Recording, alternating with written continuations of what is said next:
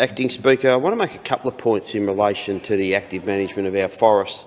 The first one is an issue that we are going to have in the forthcoming years around firewood supply for a number of our people who rely on solid fuel heating.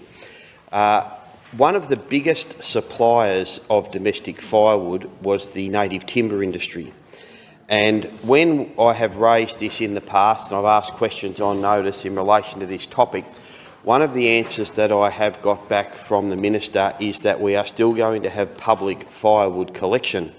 The issue with that is we have a huge cohort within our rural communities of pensioners, elderly, people with disability who rely on commercial operators to provide them with their firewood. There is a huge amount, a very high retirement area, East Gippsland. Now, when I've asked this question of where their firewood supply is going to come from, there was a few blank stares initially. I don't think that the government had understood the ramifications on firewood supply when they closed the industry. But following on from that, we had some commentary that the timber that is removed as part of the strategic fire break program will be made available for commercial firewood.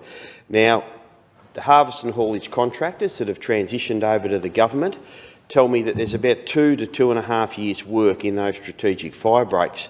So the Minister of the day needs to has bought a little bit of time, but needs to come up with a solution of how we're going to use our state forests to provide domestic firewood supply, because simply opening it for collection suits some, but there is a huge cohort that rely on their firewood to be delivered to them. Now, previously we had firewood collectors were given coops. That's now been removed, and consideration needs to be given to providing that back.